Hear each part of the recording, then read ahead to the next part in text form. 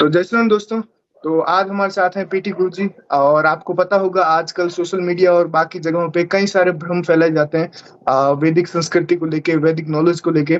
उसी में से एक चीज है तंत्र। तंत्र को लेके बहुत सारे अलग अलग पॉडकास्ट भी हो रहे हैं, जिसमें कई लोग बलि प्रथा हो गई, भैरव जी को शराब चढ़ाना, और कई जगहों पे आज भी ऐसा होता है जहाँ पे बलि प्रथा की फॉलो की जाती है। तो उसको रियलिटी गुरुजी से कि गुरुजी तंत्र आखिर में होता क्या है, और जो ये बलि प्रथा और वगैरह ये इनकी क्या रियलिटी है।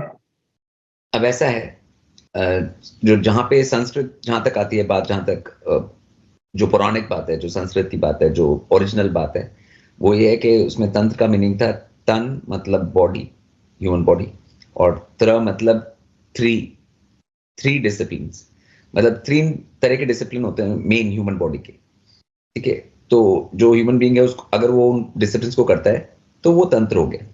ठीक है, वो खाली तुम अपनी बॉडी से तुम खुद कर रहे हो, उसका किसी दूसरे बलि से, किसी दूसरे लोगों से, किसी से कोई लेना देना नहीं है, किसी और लोगों से। तंत्र का वो तुम्हारा खाली अपना बॉडी और अपना बॉडी का डिसिप्लिन है। ठीक है, उसमें कुछ और किसी चीज से कोई लेना देना नहीं है। ये रियलिटी है, ओरिजिनल रियलिटी है। अब उस वर्ड को लेके तुम कुछ भी बनाते रहो, प्रथाएं बनाते रहो, रिचुअल्स बनाते रहो, वो लोगों ने बनाए लास्ट 4-5 हज़ार साल में।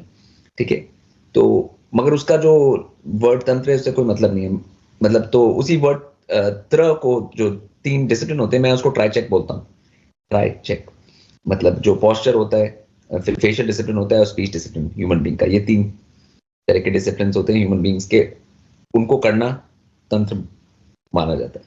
मतलब वो एक बेसिक है ह्यूमन बीइंग के लिए। अगर उसको अपने आप को इवॉल्व करना है, अपने आप को ऊपर उठाना है, मतलब इस लाइफ में, तो उसको ये डिसिप्लिन करने पड़ेंगे।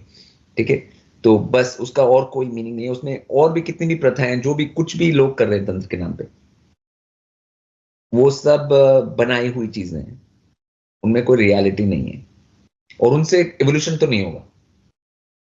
ये तो मैं मतलब सीधा सीधा बोल सकता हूँ, उनसे किसी भी ह्यूमन बीइंग को उसकी जो स्पिरिट, आत्मिक लेवल का एवोल्यूशन नहीं होगा। स्पिरिट का एवोल्यूशन वो ऊपर नहीं उठेगी उन किसी भी प्रैक्टिस से। ये बात लोगों को क्लियरली समझनी चाहिए, क्योंकि हर कोई जो जो होता है ब्रह्मांड के अंदर, वो अपने कर्म से होता है। ठीक है, और अपना कर्म अपने ऊपर किया जाता है, मतलब अपने साथ किया जाता है। ठीक है, मतलब वो तुम्हारी अपनी सेल्फ रिस्पॉन्सिबिलिटी है, उसका किसी जानवर से और उसको उससे कोई लेना देना नहीं है। ठीक है, तो ये लोग ध्यान में रखें बस। और जैसे कई लोग वेदों से उठा के भी कोई चीजें बोलते हैं, वो भी मतलब कुछ मिलावटी चीजें या वही है ना। हाँ, मतलब वो भी सब कुछ, जितना भी कुछ बोला जा रहा है, कुछ भी बोला जा रहा है इसके सिवा, कुछ भी, मतलब कुछ भी, वो रियल नहीं होगा, ओरिजिनल नहीं होगा। वो मिलावट ही समझो तुम, जो अगर मतलब उसमें कोई रियलिटी नहीं होगी।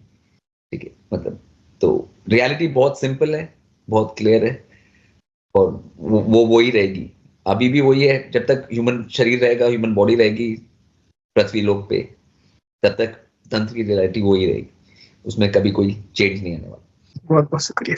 तो जितने भी लोग हैं, मेरे ख्याल से तंत्र को जितना आसानी से और जितना रियलिटी से गुरुजी ने समझाया, आज तक शायद ही पहले किसी ने समझाया हो। और जितनी भी चीजें ये आजकल जो होते हैं रिचुअल्स, जो शराब चढ़ाते हैं और जो भी कुछ है, मेरे ख्याल से उनसे उनका कोई भी फायदा नहीं है। खुद के ऊपर जो भी काम होगा वही से होगा।